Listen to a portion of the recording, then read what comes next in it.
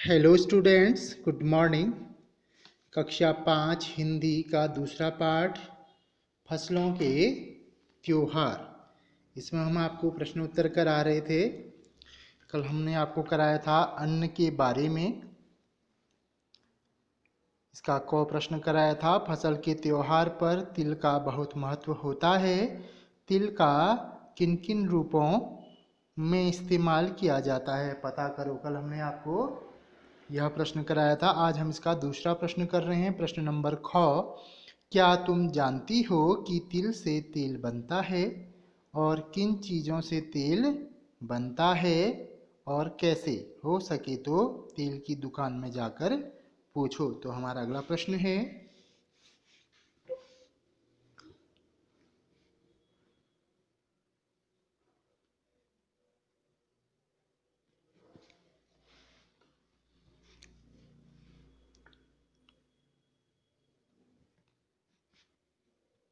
क्या तुम जानती हो कि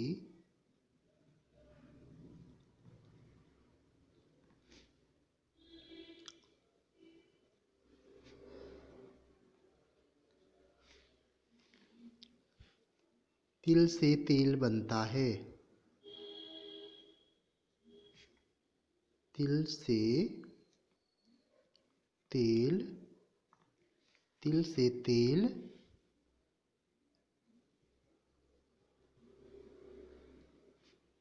बनता है।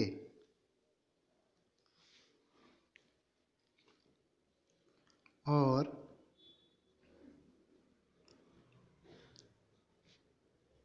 किन चीज़ों से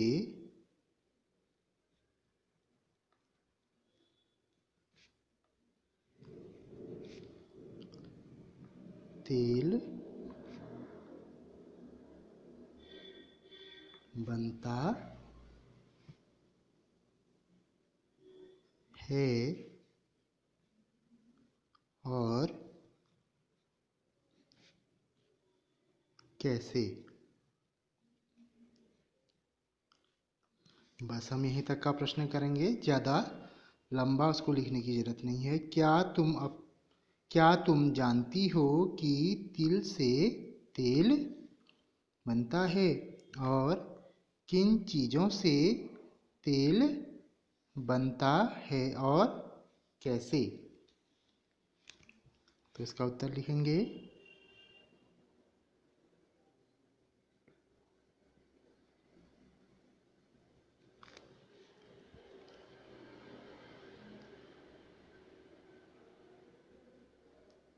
हाँ,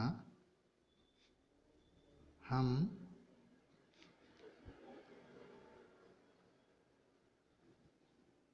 जानते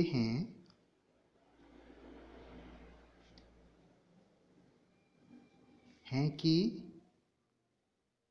तिल से तेल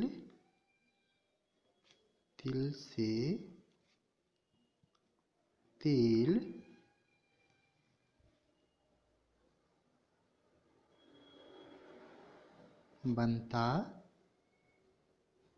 है।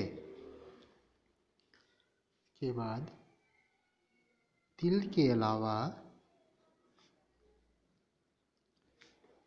के अलावा मूंगफली,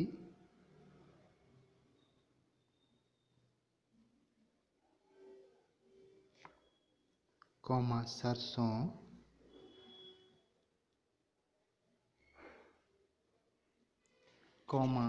नारियल,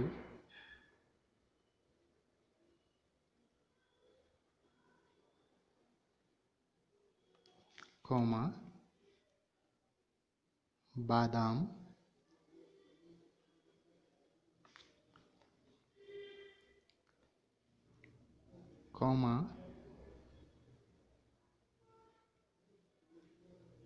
आंवला और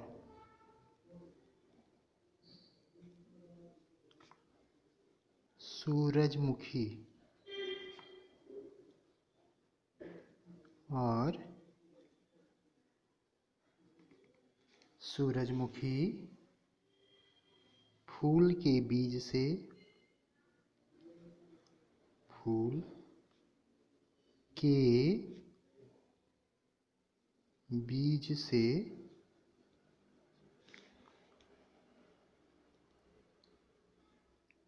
भी तेल निकलता है। तेल निकलता है।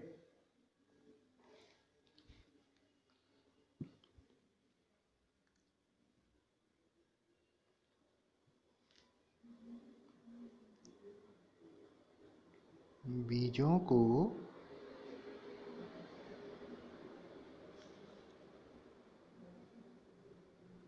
एकत्र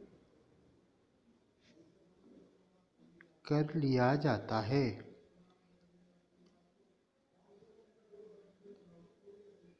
कर लिया जाता है। बीजों को एकत्र कर लिया जाता है। फिर मशीनों से इन्हें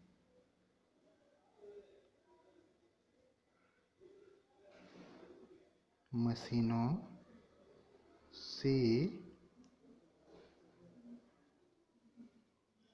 इन्हें साफ किया जाता है। साफ किया जाता है। साफ किया जाता है।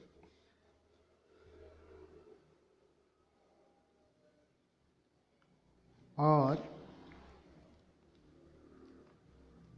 सुखाकर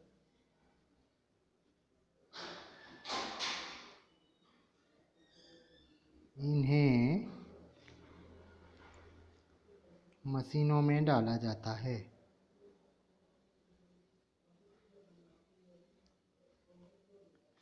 मशीनों में डाल दिया जाता है।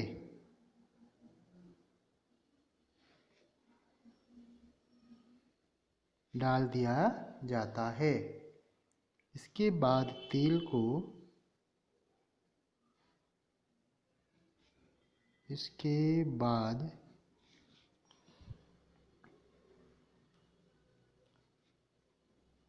तेल को बड़े बड़े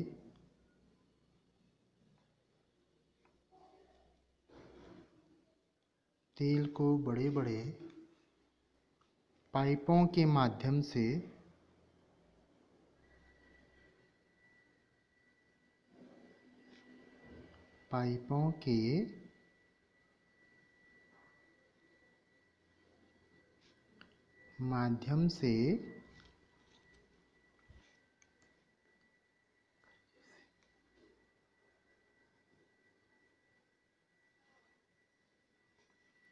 अलग करके इसे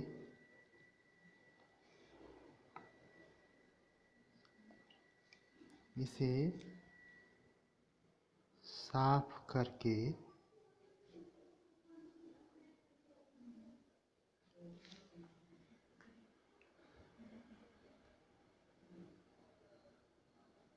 भरा जाता है। भरा जाता है। तो यहाँ पर इसका उत्तर फिर से देख लेते हैं। हाँ, हम जानते हैं कि तिल से तेल बनता है। तिल के अलावा मूंगफली, सरसों, नारियल, बादाम, आंवला और सूरजमुखी फूल के बीज से भी तेल निकलता है। बीजों को एकत्र कर लिया जाता है। फिर मशीनों से इन्हें साफ किया जाता है। और सुखाकर इन्हें मशीनों में डाल दिया जाता है। इसके बाद तेल को बड़े बड़े पाइपों के माध्यम से अलग करके इसे साफ करके भरा जाता है। तो ये प्रश्न यहाँ पे आपका पूरा होता है। उसके बाद हमारा अगला प्रश्न है,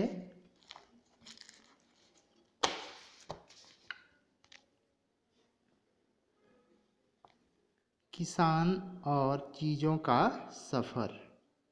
यानी किसान और खेती बहुत से लोगों की जानी पहचानी दुनिया का हिस्सा नहीं है।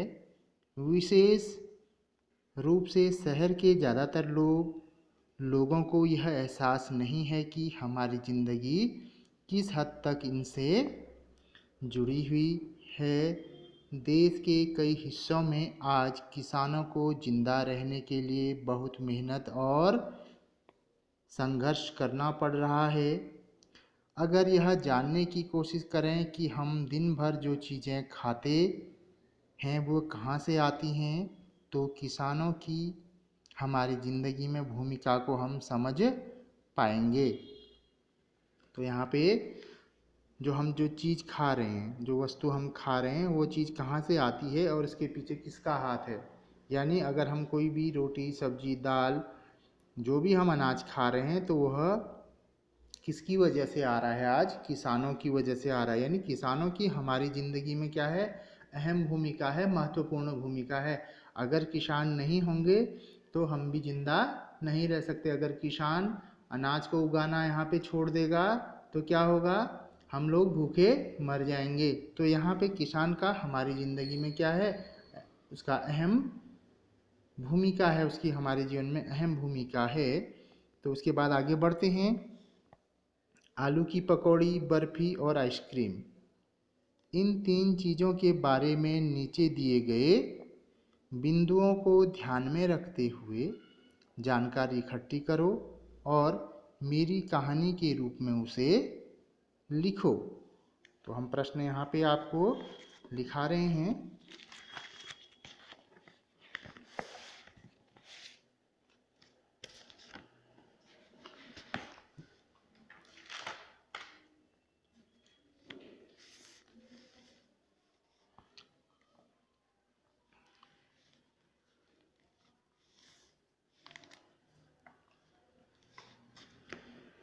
हमारा अगला प्रश्न है,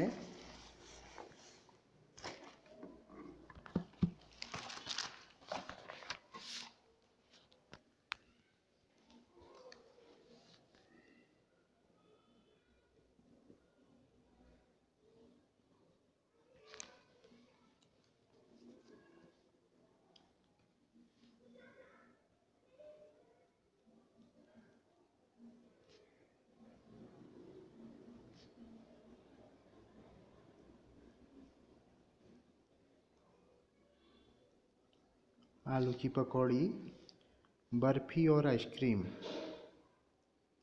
बर्फ़ी और आइसक्रीम।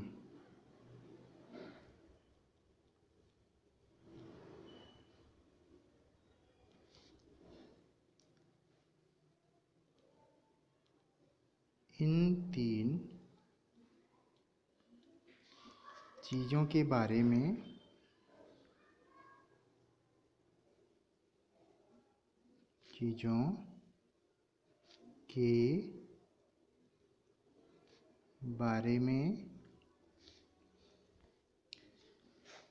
नीचे दिए गए बिंदुओं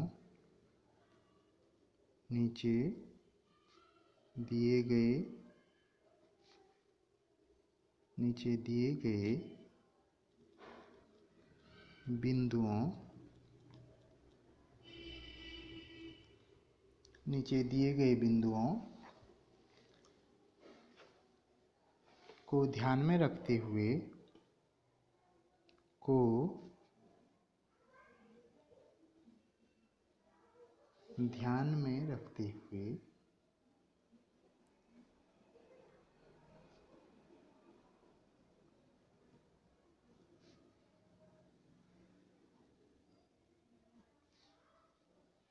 जानकारी इकट्ठा करो।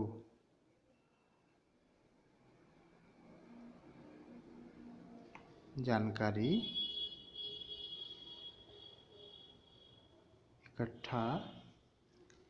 इकट्ठी करो।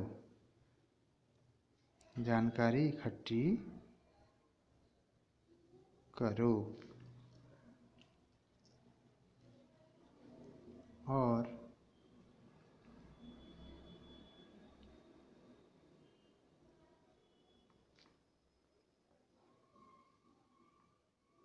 मेरी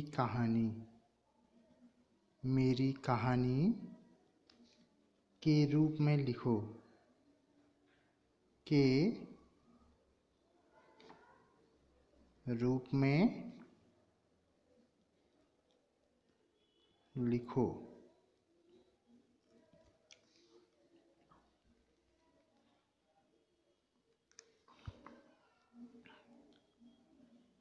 तो इसमें पहला बिंदु है क किन चीज़ों से बनती हैं। किन चीज़ों से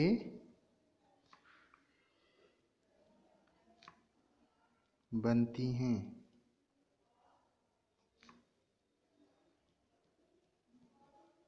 सारे बिंदुओं को हम पहले नोट कर लेते हैं। नंबर ख, इन चीज़ों का जन्म कहाँ होता है। इन चीज़ों का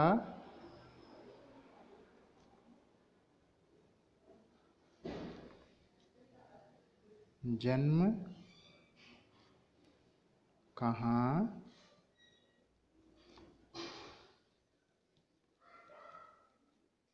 होता है। इन चीज़ों का जन्म कहाँ होता है। ग है, हम तक पहुँचने का उनका सफ़र क्या है। हम तक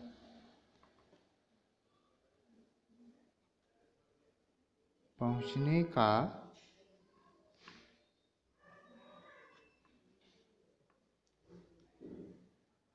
उनका सफ़र क्या है। उनका सफ़र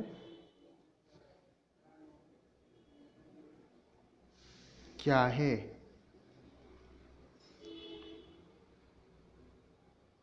चौथा है, किन किन हाथों से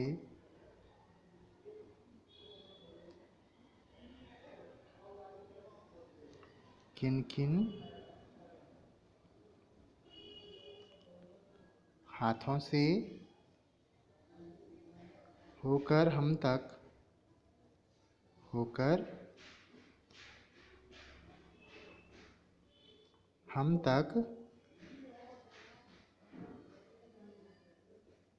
पहुँचती है।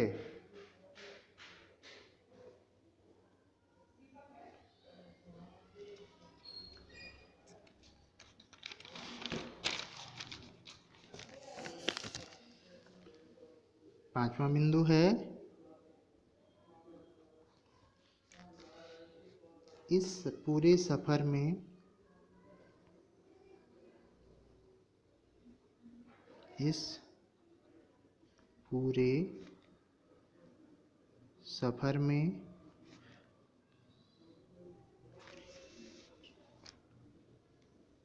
किन लोगों की कितनी मेहनत, किन लोगों की कितनी मेहनत लगती है। कितनी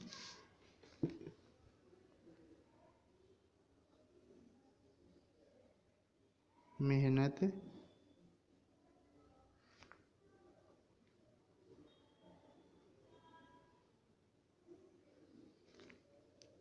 लगती है। और अंतिम है,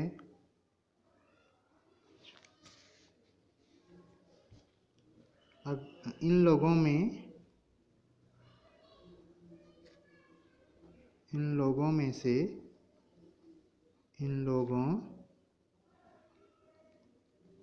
से किसको कितना मुनाफा मिलता है?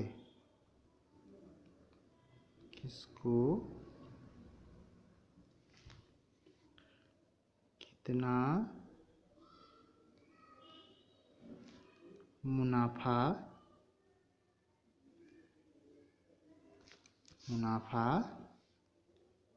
या फायदा होता है, मिलता है। तो अब यहाँ से इसका उत्तर लिखना शुरू करते हैं।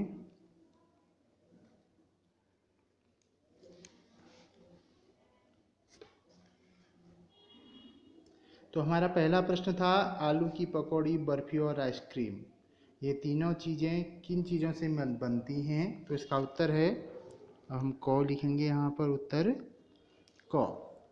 आलू की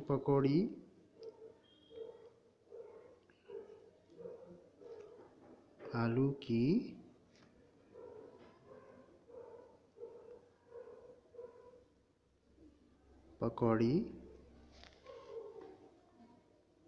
आलू और बेसन से बनती है। आलू और बेसन से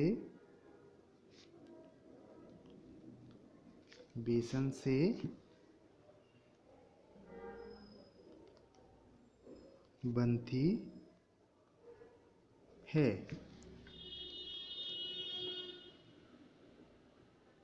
बर्फी खोए से बनती है। खोया आप जानते हैं, दूध से बनता है। ये खोए से बनती है। जो बर्फी मिठाई है वो किससे बनती है? खोए से बनती है। और आइसक्रीम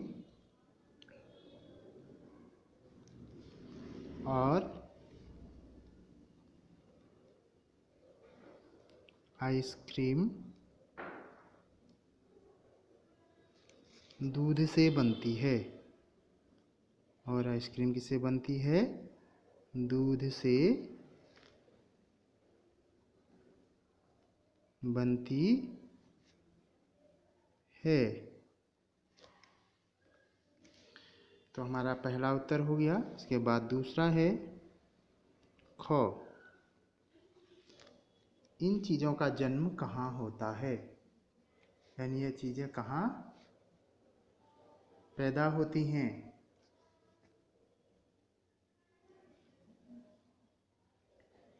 बेसन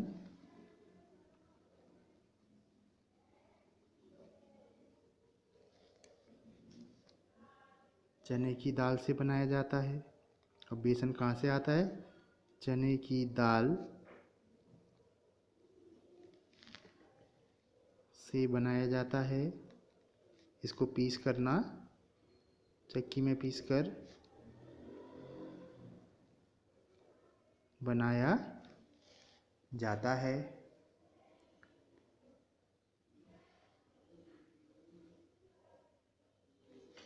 आलू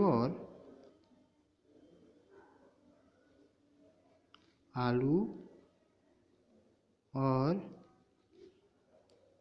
चने को किसान खेत में उगाता है।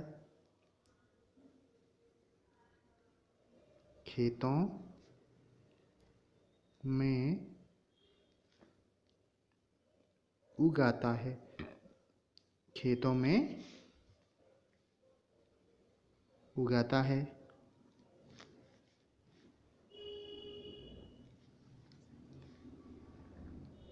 खोया और आइसक्रीम खोया और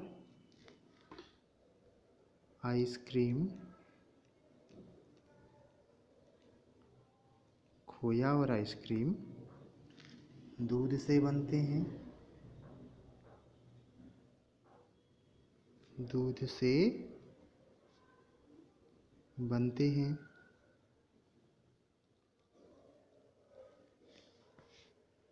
दूध गाय या भैंसों, दूध गाय या भैंसों से प्राप्त किया जाता है। भैंसों से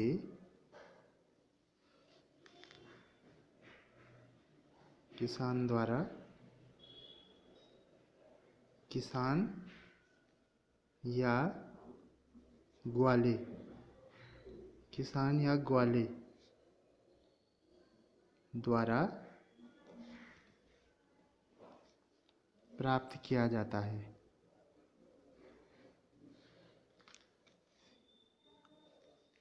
प्राप्त किया जाता है। इसके बाद नंबर 3 है, हम तक पहुंचने का उनका सफर क्या है। चना व आलू किसानों द्वारा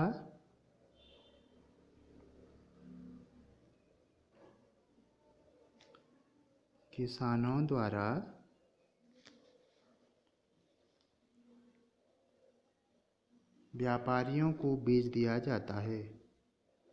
व्यापारियों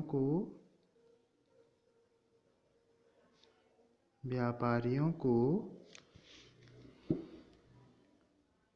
बेच दिया जाता है।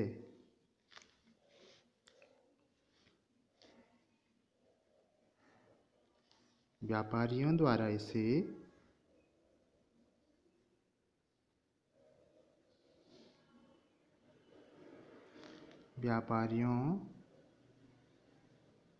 द्वारा इसे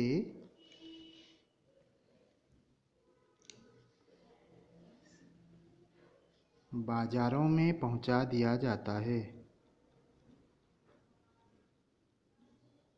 बाजारों में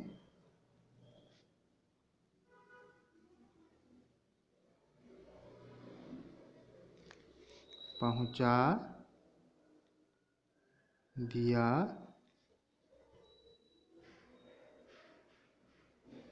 जाता है। ऐसे ही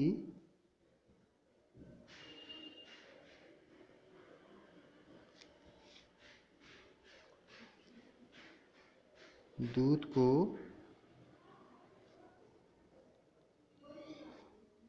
ग्वाले द्वारा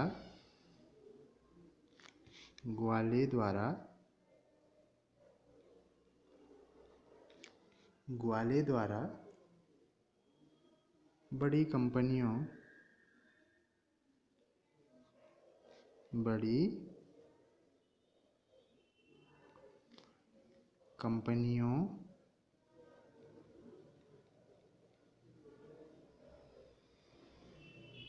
में पहुंचा दिया जाता है।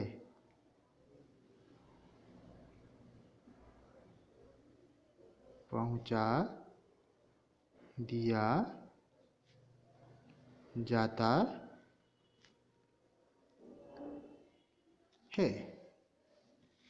इसके बाद चौथा है,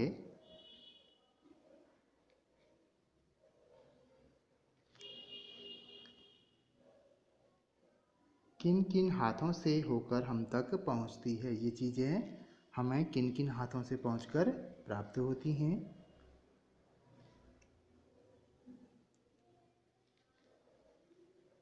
बेसन, खोया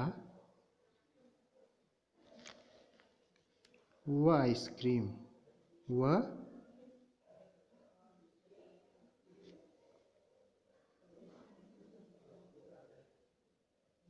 आइसक्रीम कंपनियों द्वारा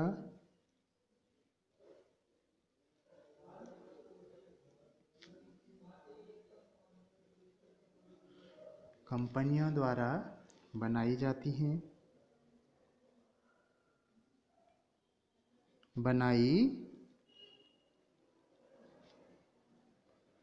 जाती हैं।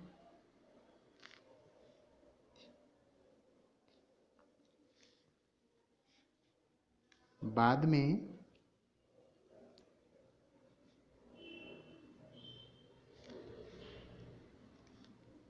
ये दुकानदारों के हाथों से ये दुकानदारों के हाथों से के हाथों से हाथों से हम तक पहुंचती है, हम तक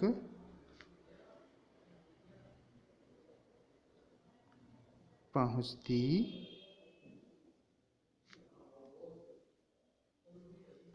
है।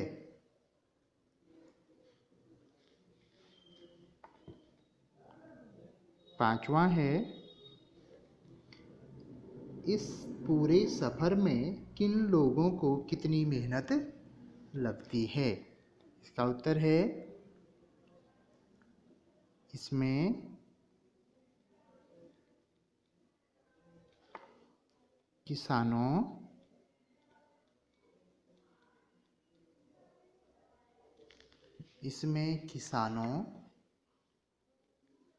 और ग्वालों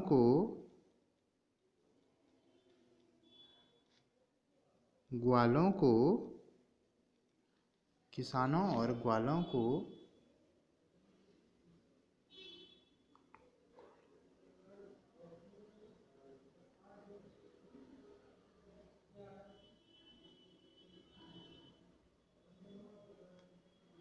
तथा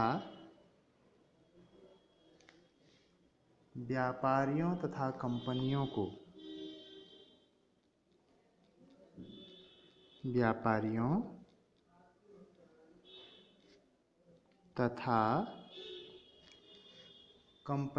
की मेहनत, ग्वालों की करेंगे यहाँ पे, ग्वालों की तथा व्यापारियों तथा कंपनियों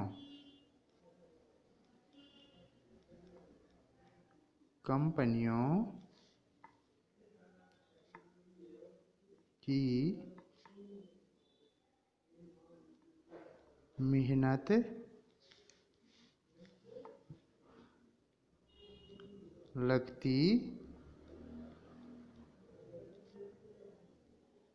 लगती है।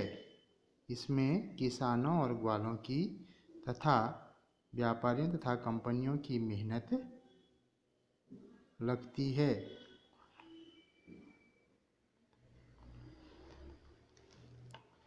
और हमारा अंतिम प्रश्न है, इसका उत्तर है, इन लोगों में से किसको कितना मुनाफा मिलता है? इसका है,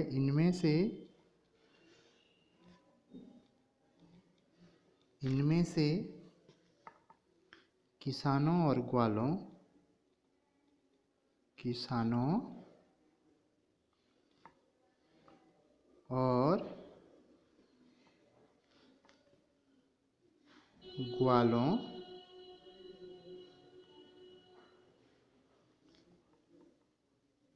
को कम, किसानों और ग्वालों को कम, कंपनियों, व्यापारियों तथा दुकानदारों,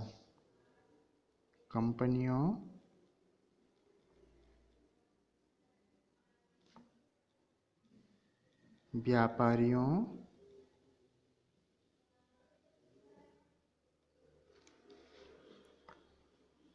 तथा दुकानदारों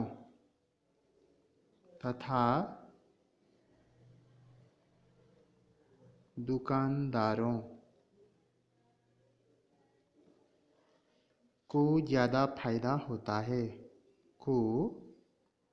दुकानदारों को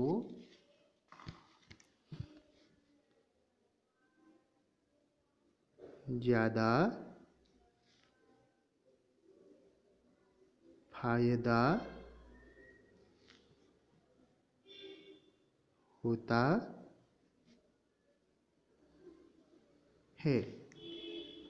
तो हमारे यहाँ पे जो 6 प्रश्न पूछे थे, इसके माध्यम से हमने आपको इसके उत्तर लिखाए हैं। एक बार फिर से हम इसको दोहरा देते हैं कि आलू की पकौड़ी, बर्फ़ी और आइसक्रीम, इन 3 चीज़ों के बारे में नीचे दिए गए बिंदुओं को ध्यान में रखते हुए जानकारी इकट्ठी करो और मेरी कहानी के रूप में लिखो। तो पहला प्रश्न था क किन चीज़ों से बनती हैं, ये चीज़ें किन चीज़ों से बनती हैं। दूसरा, इन चीज़ों का जन्म कहाँ होता है।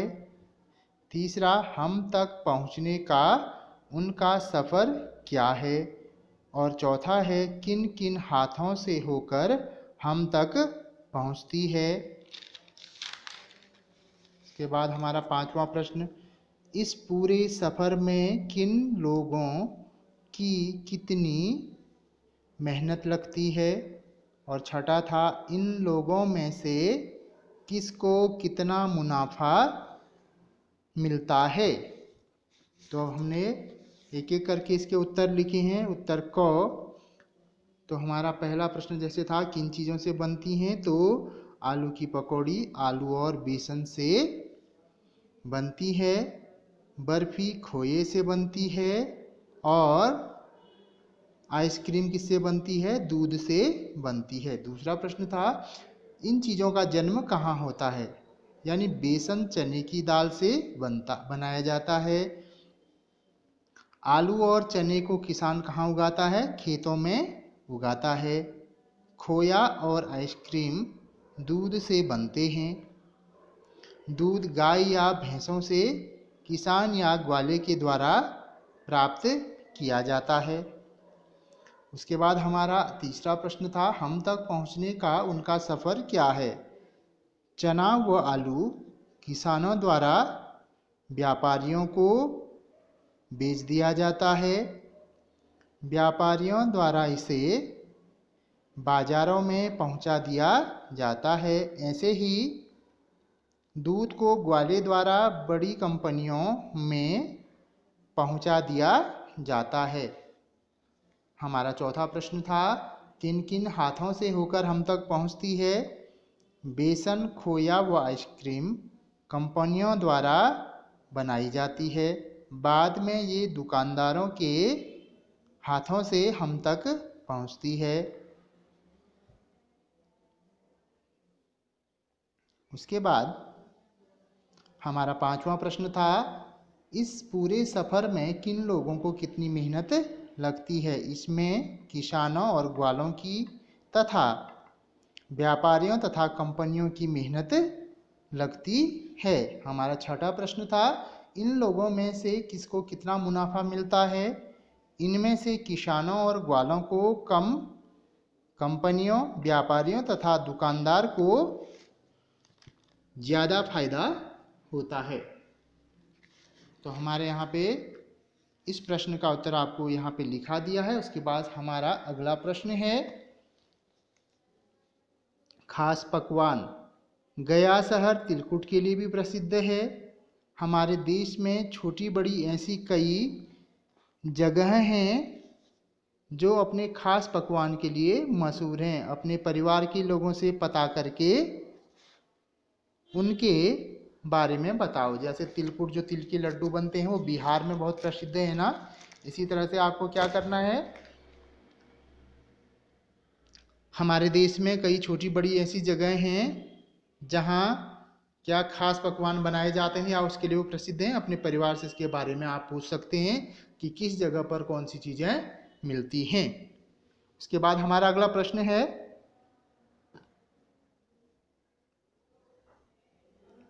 खिचड़ी। खिचड़ी 5 व्यक्तियों के लिए कैसी बनाई जाती हैं।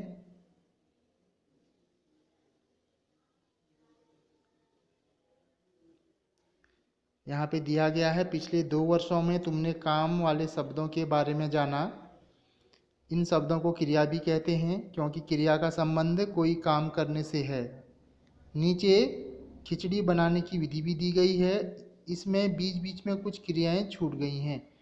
उचित क्रियाओं का प्रयोग करते हुए इसे पूरा करें। यहाँ पे छौंकना, पीसना, पकाना, धोना, परोसना, भूनना, इन क्रियाओं के माध्यम से हमें क्या करना है। आगे एक यहाँ पे खिचड़ी बनाने की विधि दी गई है, उसमें हमें क्या करना है, उस क्रिया को बीच में भरना है। तो बंगाली खिचड़ी 5 व्यक्तियों के लिए बनाई जाती है। उसके लिए हमें क्या क्या चाहिए, सामग्री दी गई है। अदरक चाहिए हमें 20 ग्राम, लहसुन 3 फाँकें, इलायची के दाने 3 छोटी, दालचीनी 2.5 सेंटीमीटर का एक टुकड़ा। इसके अलावा पानी चाहिए हमें 4 प्याले, मूंग दाल आधा प्याला, सरसों का तेल 3 बड़े चम्मच, तेज पत्ते 2, जीरा आधा छोटा चम्मच,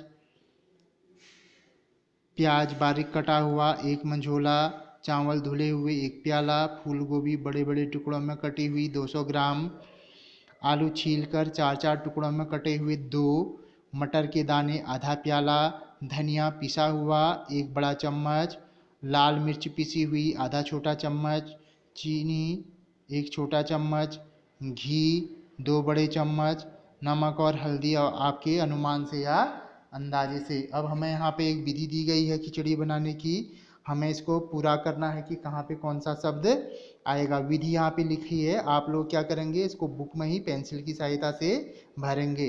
तो इलायची, दालचीनी और लौंग में थोड़ा थोड़ा पानी डालते हुए क्या करेंगे, क्या लिखा है यहाँ पे, डॉट डॉट लो, पीस लो। तो यहाँ पे आएगा हमारा पीस लो, पीस लो। इलायची, दालचीनी और लौंग में थोड़ा थोड़ा पानी डालते हुए क्या कर लो, पीस लो। अगला है अदरक और लहसुन को इकट्ठा पीसकर पेस्ट बनाओ। दाल को कढ़ाई में डालो और मध्यम आंच पर सुनहरी भूरी होने तक क्या कर लो, भून लो। क्या कर लो, भून लो, भून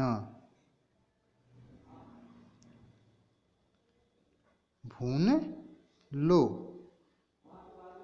अब दाल निकाल कर क्या कर लो, पीस लो। अब दाल को क्या करना है, पीस लेना है। दाल निकाल कर पीस लो। तेल को कुकर में डालकर गरम करो। तेल गरम हो जाने पर तेज पत्ते और जीरा डालो। जीरा जब चटकने लगे तो प्याज डालकर सुनहरा भूरा होने तक भूनो। अब अदरक लहसुन का पेस्ट डालकर कुछ मिनट पकाओ। अब यहाँ पे क्या आएगा, पकाओ, कौमा की मात्रा ओ, पकाओ, पकाओ। धुली हुई दाल, चावल और सब्जी डालो और अच्छी तरह मिलाओ। शेष पानी डालकर एक बार चलाओ। कुकर बंद करो। तेज आंच पर पूर्ण प्रेशर आने दो। अब आंच कम करके 4 मिनट तक पकाओ। क्या करो, 4 मिनट तक पकाओ।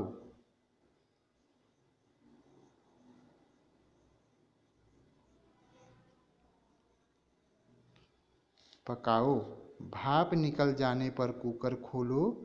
मसालों का पेस्ट मिलाओ। खिचड़ी पर घी, हींग, जीरा, साबुत लाल मिर्च से छौंक कर, इन चीज़ों से क्या करना है, छौंकना है ना उसे, तो छौंक कर परोसो गर्मा गर्म। परोसो गर्मा गर्म। तो यहाँ पे जो खाली स्थान थे वहाँ पे हमने उचित क्रियाओं का प्रयोग किया और हमने खिचड़ी यहाँ पे बना दी है। तो आप ध्यान से देखिए इसको और अपनी किताब में नोट कीजिए।